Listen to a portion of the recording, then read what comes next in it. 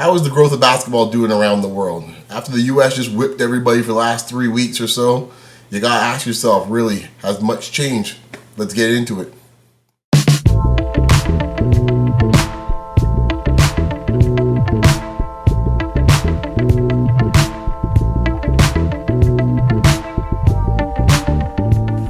So over the weekend, Team USA won the gold medal match against Serbia, 129-92 in the FIBA World Cup. And I guess after watching the USA just humiliate and destroy every team in this tournament, a question was posed by Grantland on Monday. I can't remember who the author of it was, so I'll give credit, down below of the article, mentioning if basketball is still a global game.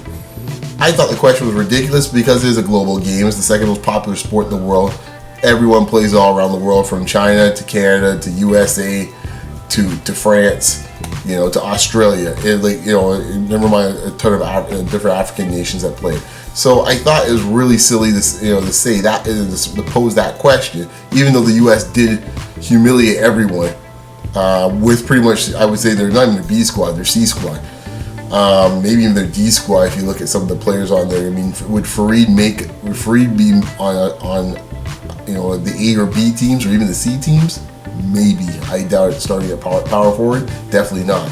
But anyways, I think the question I found that was kind of more embedded inside the article was discussing what's happened to the great foreign influx that's supposed to take over, or at least rival the American players in the NBA. And I think that to me has been something that's been a bit of a red herring for a few years now, with just as a talking point for folks on NBA shows talking about all these great players around the world, that should either be drafted or considered to be a lottery pick after just playing about 6 games, or just playing in some B league or D league somewhere around the world, and then all of a sudden they're like a top 5 pick. Not saying they're not going to turn out to be good players, but really, should they be drafted that high? We'll see what happens with Dante Exum coming up this year. But I think, and we have one in this city, and then Valanciunas got picked 4th. And he's coming along nicely, but the question we have to ask is, when you're picking these players, these foreign players, are you picking them true for potential, but are you really looking at them as truly being franchise players? And I think what's happened is that these players are great players as far as rotation players. Maybe some of them will be our starting lineup guys, but to actually look at them as as franchise type, changing players, I think is really becoming a misnomer. I think finally GMs around the league have realized that. Is the reason why you see a ton of them start picking guys, stockpiling guys later on the draft, for about 20 onwards, maybe mid-teens onwards. They start looking into, never mind the phone there, but they start looking into, foreign players from South America or Africa or Europe. And I think this is the reason why, because I think too many of them have been burned over the years. And I've been saying, I hate to say I told you so, but I've been saying it for a while. Why spend a big high pick, on a player that, a foreign player, where you're pretty much teaching the guy the game when you get here anyhow. So, there's been like 2 franchise guys I could really consider to be franchise players that that have been kind of foreign-born players.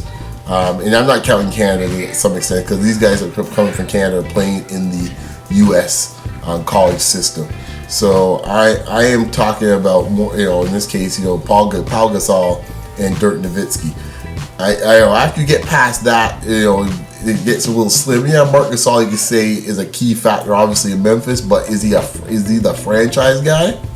That's debatable.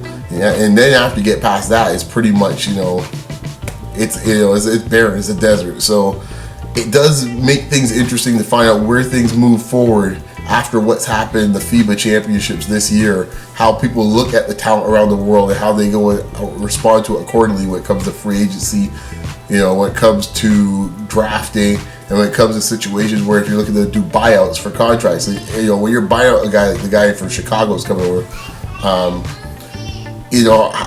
you paying big time money for this player when he's gonna end up being your 6th man at best, or like a good rotation player? And I think that's one of the things that this championship might have shown in this case. I mean, even true, some key players weren't playing for other teams, like Parker and Noah weren't playing for France, but that said, I mean, and then Ginobili wasn't playing for for Argentina and so on and so forth. But when it's all said and done, U.S. weren't playing with a ton of their big guns either. So it really makes an interesting proposition on what GMs have to do moving forward. I'd love to hear your thoughts about it. Is that renaissance time of foreign-born players being potentially dominant players in the NBA over, or do you see something that's just a cycle, and you see improvements coming from players from around the world? Just wanted to get your comments on it. So subscribe above, comment below. Hit us up on Twitter at Beyond Locker Room, short for RM. There's Twitter below. And I just wanted to get something just a little different to change the pace. Been a lot of ugly stories lately in the sports world. Thought this might be something that's a little different. Give you some thoughts, some debate. Anyways, talk to you guys next week. Peace.